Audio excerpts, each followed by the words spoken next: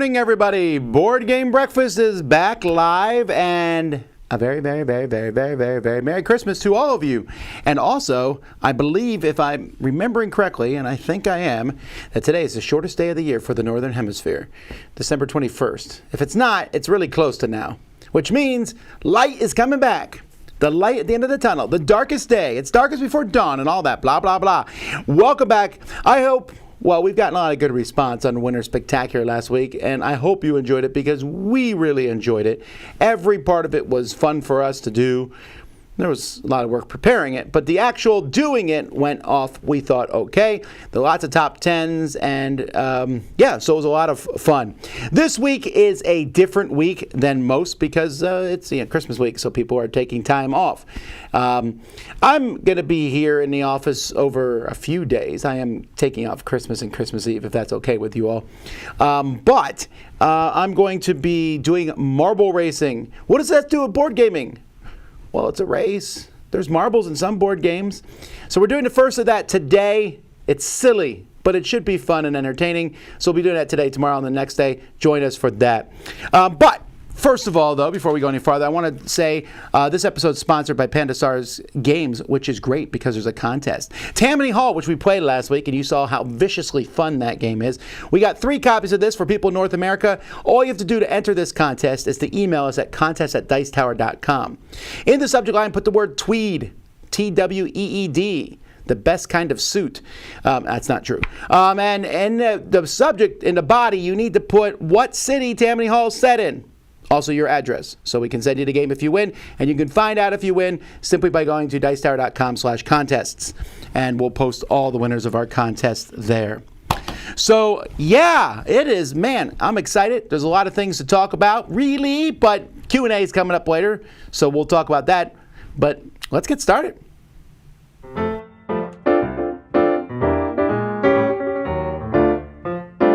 Hi, Stella. And Tarrant here. From Maple University and the Dice Tower. So, is there a time where you get the board games, maybe a little rules wrong, and you didn't get it right, but turns out okay? Tarrant? Well, we had, it takes me back to a game of Power Grid that we played fairly shortly after we'd met. It was at a meetup. Oh, yeah. And there were 6 people around the table when we were setting up, but then I think one of them saw a game they preferred and went off to that. So we played with 5 players. There were bits of the setup that were still for 6 players. I think we played with the entire map instead of 5 regions because no one went back and rechecked that rule. And we were also still playing with the 6-player end triggers. Yeah. And so we ended up in this situation where I think everyone had exactly 14. Everyone had not quite enough to trigger the end. Right. Houses in round 2. And so the game kind of ground to this odd halt because Phase 3 hadn't started, there was nothing to make Phase 3 start, and no one could build anything. So for I think 4 rounds, we just got income and moved 1 card to the bottom of the deck until the round 3 thing came up. And then we just had this one massive final round where everyone got this huge amount of money. And we ended up, I think the bid for the fusion reactor, or whatever, the biggest one, was hundreds and hundreds of electro. And at the end was like $1 different from the winner. In the end, I won by $1. We had hundreds and hundreds of dollars from these rounds that just went wrong, and somehow I won by $1. It was crazy. So that's it. Tell us your experience. Maybe you have something wrong but turned into right, or whatever your experience is. And we are Maple University on YouTube and also on Dice Tower. See you later.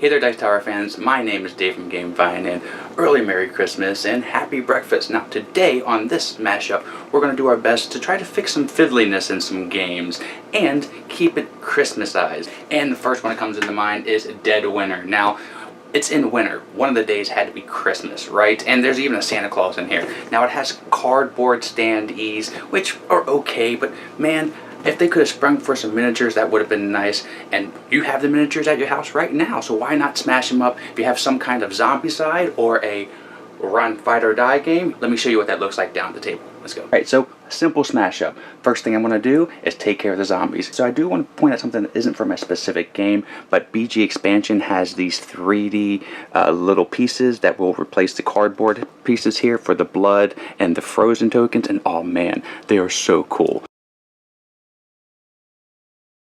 Alright, so the next game that has a Christmassy feel is Hey, That's My Fish. Okay, I know it's a bit of a stretch, but this was the very first kind of smash up I ever did in my life. Like years ago, I thought about taking the duct tape smash up, hero escape tiles, the water tiles, and making a grid for this. Now, does this ever happen to you when you're playing Hey, That's My Fish?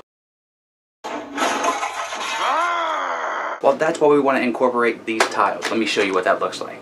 Okay, so this is what it looks like when you add the duct tape to the game. Well, hero escape tiles.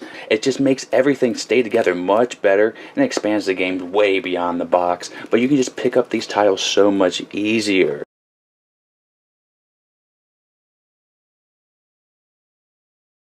So that's all the merry smash ups I've had for you today. Now, if you want to join me at my channel at GameVine, you can do that. But I do want to say a Merry Christmas to Tom, Roy, Mike, and Z. You guys are amazing, and so are you Dice Tower fans.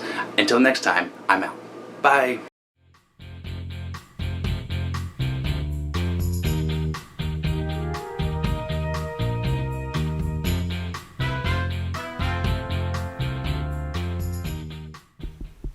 See, I have enough of those hero escape tiles.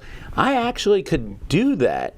Put it in the Dice Tower library, but then I wouldn't be part of hero escape. But that's interesting. Interesting. I will say to Stella and Tarrant that is an easy mistake to make in Power Grid. It's actually step 1, 2, and 3.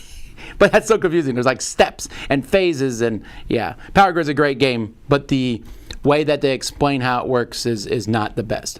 All right, well, what did I find on the internet here today? Well, today's a little bit self-serving, but that's because I want you all to vote. This is not political. This is voting on board games. Each year, we do our top 100 games of all time. And last year, well, this year, it's very confusing because my mindset's already that it's 2021. So this year in January, we moved it to January. We were doing it in September, but it's just easier for us to do it in January, and it also corresponds with our annual Kickstarter. So this time we're doing we always do the People's Choice, where you vote on games. Now this is a big deal, because what this does is it gives us a snapshot of what people are playing and enjoying right now. So a game that gets a ton of people loving that, but they don't play it anymore. That's what happens with Board Game Geek. And I'm not saying Board Game Geek ratings are bad. They're fine, but this is a different kind of rating. And so if you look at the Dice Tower People's Choice each year, you can see which games people love and go up and down. And there might be some games that a few people love a lot, which might make it up higher on Board Game Geek, which don't make it here because not a lot of people are playing them. Either way, it's up to you. All you got to do is go to dicetower.com and go to the Board Games Top 10 and 100 tab, and then click on Vote Top 10 Top 100. You can also vote on top 10 games in 2020 while you're at it for our podcast. Actually, the podcast has already been recorded, so I'll talk about those in a separate video next week. People's Choice Top. That's a good video. I just thought of that. I'm smart. Anyhow, vote in these. It's fun. Your highest thing that you vote on, so the one that you put for number 1, gets more weighting than your number 20. So put them in order, of course. And you can pick any game you want, from Catan to Ticket to Ride to King of Tokyo, which was on the top for a while, to new games like Alter Quest, and not what I'm saying because I can see it right over there, or Blue Skies, or Strike. Strike better not win. All right. Anyway, vote on that. Let's keep moving. Hey everyone, how you doing? It's Clara, and I'm back talking about what I'm looking for in a game. And it's possibly no surprise, I seem to talk about them a lot on my channel, but I love puzzle games. So whether it's escape room type games or just pure logic games, love them. Room 25 is a really good puzzle. I don't know if people have played that, but you're trying to figure out who the enemy is and trying to get out of the room, trying to make your way through these various cubes. It's a really interesting puzzle. And there's other ones like Alchemist, where you're trying to figure out from limited information what chemical components are made of. I really wish that the Search for Planet X wasn't out of stock at the moment. I'd love to play that over Christmas when I get to spend time with friends. And then the escape rooms, I love all the escape room type games. The exit ones in particular feels like sort of an escape room in a box. You're looking at things, you're trying to figure out how things go together, you're ripping things up. It's very hands-on, and I really enjoy that. And there were certain aspects of those puzzles with the first time stories, Asylum, sort of had a similar sort of feel for me in the way the puzzles were set. Doesn't mean that I like sort of puzzle games and escape rooms, without context, though. I mean, the Unlock games, I've played 9 of the individual games, and to be honest, I just feel like I'm going through the motions. The game's playing me. I'm just searching for cards. I don't know what the difference is between that and, say, the first time stories or the escape room, the exit games, but there is a difference. And so I don't know, but I guess it's just one of those where I know it when I play it rather than being able to put my finger on it. Although Escape Room, The Curse of the Dollhouse looks awesome. Anyway, don't know when this is going out, but I hope everyone has happy holidays, whether it's Kwanzaa, Hanukkah, Christmas. I hope you have a lovely holiday. And until next time, take care and bye-bye. This is a segment where we take a board game based on an IP or a theme, and I tell you if the mechanisms and the IP mix well together and whether it's a game I can recommend for you. Today we're looking at National Lampoon's Christmas Vacation Twinkling Lights game, which is probably the longest title in the history of Board Game Geek. So at the game, you're going to take 2 tiles, randomly put them in a side. You're going to get 2 red cards and a green card. The only difference between is the green card has 4 lights on it instead of 3. On your turn, you can place a tile down. Doesn't matter what the orientation is or where it's at. Just has to connect. If you get one with a plus sign on it, these are nice because they can go on top. All you're trying to do to match these cards up is try to get cards in this row. In the case I want green, red, purple. So I don't have that. I got green, purple here. That's not going to do it. But now that I've done this, I've got green, red, purple in a row here. Great. I can score this one. Remember, everybody had 3 cards. First person to score all 3 of their cards is the winner of the game. The one with 4 is obviously the hardest one to score. In this game, you are tiling lights down to get them in certain combinations because Todd and Margot want them. This has nothing to do with the movie whatsoever. All of the humor, everything that the movie brought to the table is totally left out. This feels like they had like a little game and they were like, hey, let's throw a Christmas Vacation on it. Wouldn't that be funny and sell some games? Certainly did. And it worked, but we're on to you. This is, out of the string of games that have come out, the Christmas little box games from Funko, this is probably the weakest one. It doesn't really connect with the theme very much at all. I guess Clark put some lights up and some of them were broken, and that's kind of what's going on here. But the game is very, very weak. Nothing brings you into the universe. I mean, if you don't have the box up, you're never going to know you're playing a Christmas Vacation game. Really, it's more of a Twinkling Lights game. It's a Christmas-like game. It's not even very good. One I would absolutely tell you to avoid nearly at all costs.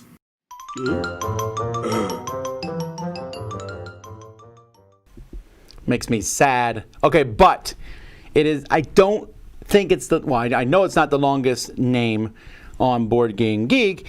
It has 51 letters in it, but Agricola, All Creatures Big and Small, More Buildings Big and Small, has 54 letters, and there's probably a longer one. There's some of these war games have ridiculously long names, but still, that's a long name for what sounds to me like not a great game. Productions, Dice Tower Productions. What's happening this week? Okay, so we are not doing any reviews or much of anything this week, but there is content going up on our thing. So first of all, I mentioned marble racing happening today, tomorrow, the next day. We are also there's a few reviews from our different contributors are going up, so pay attention to those. And then we're posting a lot of the top 10 lists from the Winter Spectacular on their own. So over the week, you'll see many different top 10 videos. Most of the ones that I did, the Dice Tower Studio did itself. Our contributors' top 10s and stuff, those will be going up in the future, so keep an eye out for that. But that will be spread throughout this week. On Christmas Day itself, nothing's going up. Enjoy it. Take some time off and watch Wonder Woman, I guess. I don't know. That's what I'm doing. Thank you, everybody. We'll be back full bore next week with reviews. I have so many reviews over here. I don't even know how I'm going to get them all done, but I will, of course. So let's keep moving. Brandy, Dylan, we game together. Can we play now? Yes. Hi guys, I am Randy. I'm Ellen. And we are We Game Together, and we're continuing our series of basically what's turned into all the games that we got in the first year of being in the hobby. Yeah. And we have, maybe a dozen or so games left. So across this whole thing, we purchased maybe, I don't know, 3 dozen games or so in the first year. Okay. That's not too terrible. I right? honestly feel like you have not when you slowed down. start a hobby and then you just go He right hasn't into slowed it. down. So it's like 3 games a month. That's not so bad. Anyway, we're talking about Star Wars Risk. Rationalization. So this one is kind of the Queen's Gambit Light, which is kind of a grail game for a lot of people. Yep. It has like the 3 different aspects. It's got like a space battle. It's got like the lightsaber battle. And it's got the Moon of Endor. So actually really pretty neat. I actually played this game with my, at the time, 9-year-old? Okay. I think he must have been about 9. And he totally grasped it. We loved it. I laughed so hard. That was a great memory, actually. Our kids don't game a ton. That game he absolutely loved, and we played it a couple times. Yeah. This is actually quickly became one of their favorite games. Yeah. And we should pull this out again. Absolutely. We purchased this one on 9/11/15. Yeah, never forget. Next is Zombie Dice. I'm reading this, you guys. 11, 13, 15. So we had a little bit of a break there. I think they were kind of catching up on games and stuff. Zombie Dice is great, actually. It's a quick, game. push your luck, dice rolling game. It comes with its own little cup. The cup's a little loud. That's okay. Gosh, I hate that noise. Why does everybody got to be like, "Duh!" in your face? They think it's so funny. They think it's so funny. We also bought the expansions for it. It's funny. That are... Yeah, one's totally like this worth it. big, huge, chunky D20 bust die. That's really cool. Another one's like kind of like specialty dice or whatever. Yep. It's got like a hunk and whatever. Hunk in the hobby, That I one, think, it's just a Santa. great, easy, light, push your luck game. I would still recommend this one. Absolutely, me too. All right, guys. Thank you for joining us, and we will see you on the next one. Bye-bye.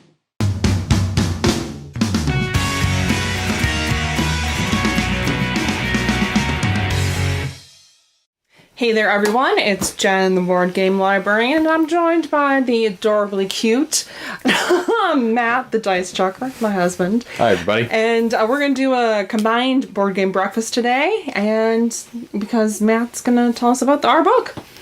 So our book today is Battle Cry of Freedom by James McPherson.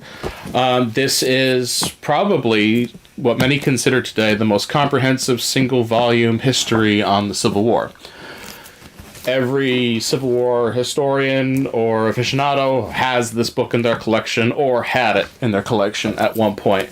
And it's detailed enough to give you information that if you wanted to learn more about a certain point in the war, there's plenty of research here for you to jump off of and find more. So we're going to pair that with a game that was sent to us by Worthington, and that is the American Civil War, a Hold the Line game. So why do you think American Civil War is different from Battlecry? So the Hold the Line system is different from Battlecry because unlike the Commands and Colors system, you don't have cards that tell you where you can activate your units or cards that have special abilities for units on the table. You're not beholden to what you have in your hand.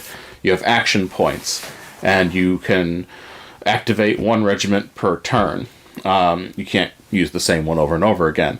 But it allows you to think more strategically on how do I want to use everything here. While Commands and Colors, a great system, asks you to act with what you have and the resources available to you. The American Civil War, or I should say the Hold the Line system, asks you to just look at the whole thing and try to make your own decisions. Sometimes they're bad decisions, but your own decisions with what you have. That's all. We'll see you again next time. Bye, everybody. Happy breakfast.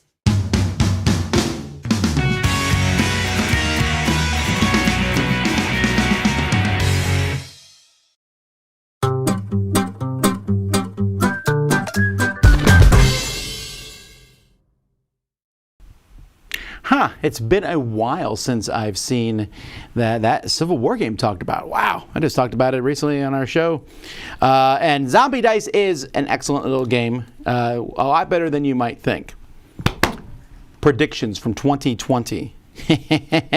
So every year I make predictions, and I'll be making my predictions for 2021 next week with great fear and trepidation because I don't really know. I mean, I know a few things sometimes. This I'll tell you what, for 2021, I know nothing. Like, I have nothing. Like, usually I go in with a few bits of knowledge, which I sneak into my predictions. But for 2021, I knew nothing, Jon Snow. This here, specifically, we're going to go back and take a look at what I predicted for 2020 to see how it works. So first of all, my first prediction, I said The Crew would be a pretty big hit. That it would cause a resurgence in trick-taking games, and that it would win the Kenner Spiel and be very popular. I'm going to give myself a 3/4 point here, because it did win the Kenner Spiel, and it is very popular. The resurgence of trick-taking game, I'm not sure that happened. There's a few trick-taking games, but not many, so that part was wrong. But I was correct on the rest of it. All right, number 2, I said Marvel Champions would remain extremely strong, and that they would continue to release stuff all year round with no abating, and that it would get more and more popular. I was correct on that part. I also said they would announce something else using that system. I don't think I can count that. I mean, they announced Guardians of the Galaxy and a bunch of stuff, but that's just in the same universe. I was assuming they would announce another licensor thing, but they didn't. But that's another 0.75. So I'm up to a 1.5. Woot. All right. I said, number 3, that there would be, as good of a year as 2019 was, that there would be no 2019 game in the Board Game Geek top 10 of all time, which was a bit of a risk-taking since there was an incredibly popular game that came out in 2019 called Wingspan. I got it. Wingspan only made it to 21. Ha-ha! Stonemaier Games. You only have a ranked 21 game. It's still very high. But I was right on that one. Yes! I'm up to 2.5 points. I could retire here. I said there would be, number 4, a new big company. Unexpected. A combination of resources in the industry coming together for a big company. It didn't happen. Let's not talk about that one. That's wrong. I also said, number 5, there would be 3 mergers of medium-sized companies. And that really didn't happen. Mostly because companies were just scrambling to stay afloat, period. Now, that way actually might have made some mergers happen, but it did not. So, no. Number 6, I said 1 distributor would go away. There was 5 major distributors, and I said of those, 1 of those would go away. What I did not expect was for almost all of them to suffer. I mean, this one's tricky. I don't know if I can count this or not, because one of them essentially declared bankruptcy and then recovered from that, and that's Diamond, the biggest one, Diamond and Alliance and all. But the COVID hit distribution hard. I wasn't, obviously I didn't know about that when I made these predictions. And I don't know. I don't know what the future is. I don't know if I can count this one here I'll give myself half a point here, because none of them actually has gone away. So maybe I should say no points then. But they all are hurting tremendously just because people are buying online more so than in person. Then I said that Return to Dark Tower and Frosthaven would be huge Kickstarters each, and that both of them would make over $5 million. I would like to say that what I meant to say was that combined they would make over $10 million. That seems like a better thing. Return to Dark Tower made the paltry sum of $4 million, and of course Frosthaven made $13 million. I was so close with this one. This saddens me. But I can't give it to myself because I said they would both do it. Still, I was running close. Come on. I didn't expect Frosthaven to make as much money as it did. That was crazy. I figured it would make like $5 million or over $5 million. That's what I said. If I had thought it would make as much as it did, I would have said over $10 million. But okay. I said number 8. I said some companies outside board gaming would jump into the hobby. Now again, I like to keep mentioning that the COVID. But that being said, I'm going to count this one as correct because some of the guys from Blizzard have put together a company to come in, and Critical Role, which is not part of the board gaming hobby, they do role-playing games. They announced that they're going to start up a board game company. So that's 2. So I'm counting this one as a full point. Alrighty, number 9, I said 2 to 3 major people would step away from the board gaming hobby, knowing full well at that point in time that Stephen Bonacker was retiring and hoping that one other person would say that they were also leaving. No, and I'm not going to include death here. as a thing. So this would require someone to just be like, I'm done. I just had hoped someone else would retire too. Not that I hope someone would retire. I just, anyway, I just knew Banagher was leaving and I thought maybe somebody else would. But so no. And then number 10, my profound prediction, I said that the hobby would grow tremendously. And I said, and I went back and listened to myself, I said specifically conventions would go up, and board gaming itself, it would be an explosive year of growth for the hobby. Well, that's half true. Why did I say the word conventions, though? The hobby really has grown in many ways. Board gaming has grown across because of people being stuck at home. And so, yes, it's grown in a different way than you've expected. It's grown online. It's grown in solo gaming. It's grown in people just playing with their families rather than playing with their game groups and stuff. But I definitely did say conventions. Cheating? No. I say every year for predictions that I might have some inside knowledge. So whatever. And I still got it wrong. It's not cheating. I deliberately added another person. If I said one person would step away, that would be cheating because I got it correct. I got it wrong. Also, I don't believe I'm graded on this and or get money. So let me see what I got here. So no. 1 point. No, although I feel like I should have got a point for the Dark Tower thing. But anyway, I'll give myself half a point for that. 1.5. No. No. 2.5 plus 3. So 5.5. I'll take it. It's better than last year. Does the Hasbro president leaving count? No, not really, because I don't. It sounds a little snobby, and I don't mean it to sound snobby. I don't consider Hasbro necessarily part of what we consider to be the hobby. Hasbro is board gaming, but when we talk about the hobby, we like the Hasbro president leaving. Did you even know who the Hasbro president was?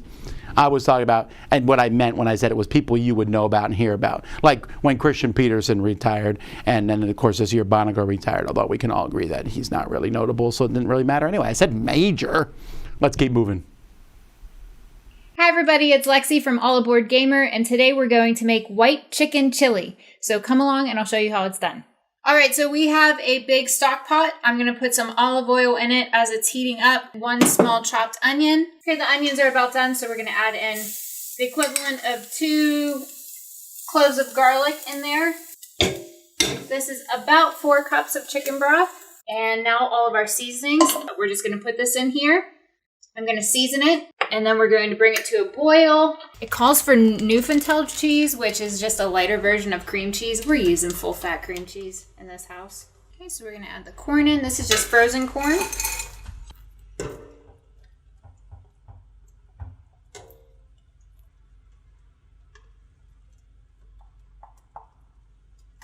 Alright, this has been simmering for about 10 minutes. Now we're going to add 2.5 cups of shredded chicken. I just boiled it earlier. We'll mix that in, and I'm going to add some fresh lime juice. We'll mix this up and let it just heat all the way through, and it's ready to serve. And we think it pairs well with Pioneer Days. One of the games that you and I have played quite a bit is a tasty minstrel game called Pioneer Days. Pioneer Days, the days of the pioneer. Yes. This is not Oregon Trail of long time ago where it just eats you alive. There is a board game, Oregon Trail, that does the same thing. But Pioneer Days is certainly punishing in some ways, but it is a very charming, well-balanced game. It plays well at 2, but it plays well at higher player counts as well. It plays fast. All right, so that's going to do it for this brief Dice Tower edition of Perfect Pairings. We hope you enjoyed it. If you want to see the full-length episode, head on over to our channel. But in the meantime, thanks for coming. All aboard, and enjoy your breakfast. Hey, welcome back to Grant's Game Rex. Today, I want to recommend one of my favorite games of 2020, Aquatica. Aquatica wins my vote for best artwork of 2020. I mean, it's just so gorgeous. It's so gorgeous, I have to stop myself from trying to make out with the box. No, we can't. Why? Because you're made of cardboard and I'm made of feelings. In Aquatica, you are playing cards out of your hand to recruit characters and get locations. those locations will be added to your board, and you'll notice they each have a series of benefits on them. You can push locations up deeper into your board to gain those benefits, which will help you get more characters, get more locations, and score points.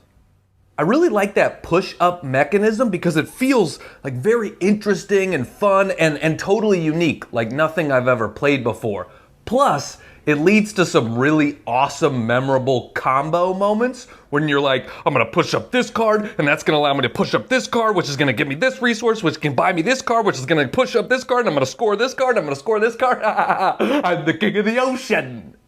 With some games, people will tweak the rules to make them a drinking game. Well, we could tweak these rules to make this a workout game. Every time you push up a card, you gotta drop and do a push-up, you know? Let's get some of these like musclehead bros on board with gaming, you know? Walk up to them, hey bro, do you even play? Huh? Do you even play?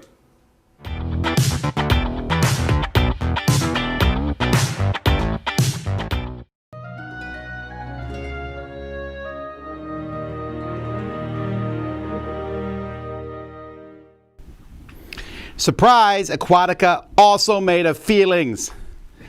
So, anywho, today we're taking a look at, this here is the Mercury. Now this is a deluxe board game train set, and we're going to see multiples of these coming out, and you'll be able to get these from littleplastictrains.com.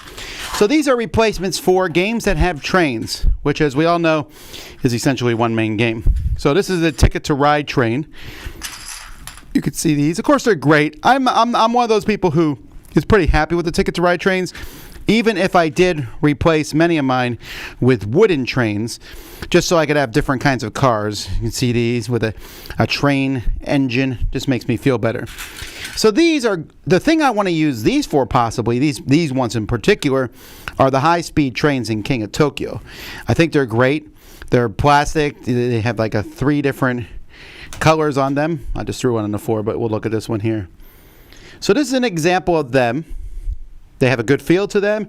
So if you're looking for a way to replace trains in mostly Ticket to Ride and maybe other train games that have trains like this, there's something to think about. Again, you can find these at littleplastictrain.com. I don't think that they are critically needed, but they are nice, and this is one of the few times I think a 10 is worth it.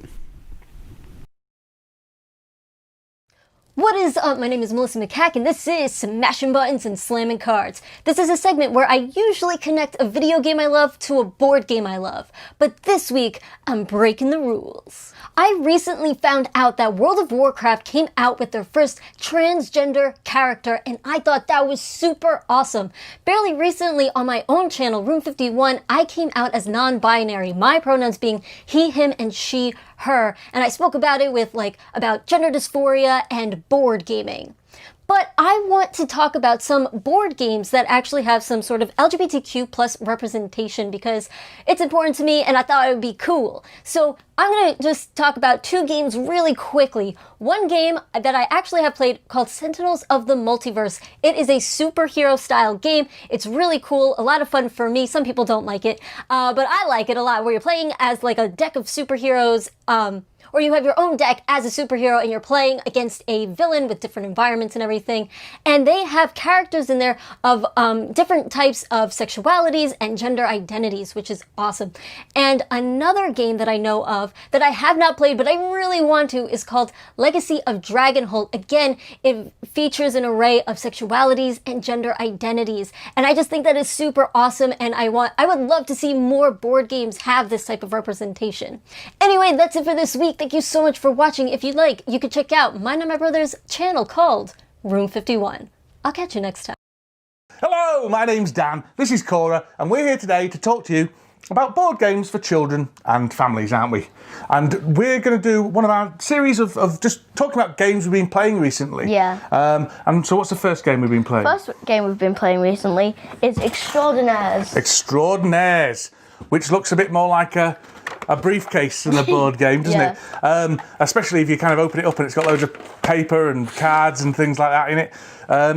What is Extraordinaires then? It's not a briefcase, is it? No, it's not really a board game, it's more of an activity, but you get these extraordinaires, and they're people. This one's a mermaid, there's an evil mastermind, a giant, other stuff, and you got to make an object for this person. This one is an object to carry things in, so maybe an object to carry things in for a mermaid, or a drink carrier for a mermaid, or drink carrier for a giant. Would a mermaid need a drink carrier? Wouldn't a mermaid just go and drink up the seawater?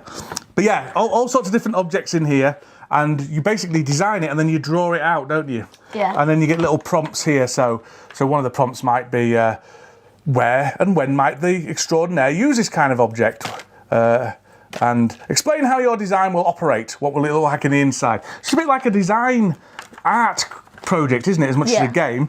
But it's one that you love, and your brother and sister have always loved it, and it's been really popular, and it's been really good. So Extraordinaires, that's the first one. And then a more traditional board game, this one, My Abbey, which we thought was called My Aggie. Because the bee doesn't match up with the line. A bad design of a bee in that game. If we were judging games on designs of bee, this would be one thumb down, I think. But so My Abbey is a game where you're putting polyominoes, what are polyominoes? Little squares? Yeah, little different shapes, a bit like Tetris. Yeah. Tetris type things on top of each other to try and make a garden. Yeah. And it's a bit like number 9 because you have to layer up and it gets you more points and... Yeah. So it's like a polyomino placement game. I think this is better than number 9. Yeah. What do you think? I like them both equally. I like number 9 a little bit better. I think that's probably because I have number 9 for longer. Yeah, right, yeah. Number 9's a bit easier, fewer rules. But this one, I think, is very good as well. So this is... I really like it, though. Yeah, no, it is good. It is good. So they're the 2 games we've been playing this week, really. We haven't been playing much. We've been... No. Well, we have, but it's mostly just... That's true. So they're the 2 games we've been playing this week. Hope you have a great week and a happy Christmas as well. Assuming this comes out before Merry Christmas. You don't say Happy Christmas. You can say Happy Christmas on... Merry Christmas sounds better. Nah, I don't know. Merry Christmas. I knew it! This has been bugging me for the longest time. Dan's been saying Happy Christmas, and I thought it was a British thing. I think it is a British thing. It's Merry Christmas. Half the songs don't work if you say Happy Christmas. And a Merry Birthday to... Okay, I'm getting off topic. I think it's hilarious, though, that they said they had only played 2 games this week. And there's people watching going, So, anyway, folks, thanks for watching Board Game Breakfast. I will be back in 23 minutes with a live Q&A. You can ask questions about all sorts of things. And then, of course, at noon, we'll be back with the marble racing. So I hope you enjoy that. And that is it for now. I'll see you all in a few minutes. Thanks for watching. Thanks, Pandasaurus. Enter the contest. Go back to the beginning episode if you missed it. Until next time, I'm Tom Vasel, and you've been watching Board Game Breakfast live on the Dice Tower. Thanks for watching Board Game Breakfast. Tune in each week for your daily dose of gaming goodness with Tom Vasel and all the gang. Until next time, I'm Eric Summerer, and you've been watching Board Game Breakfast, a Dice Tower production.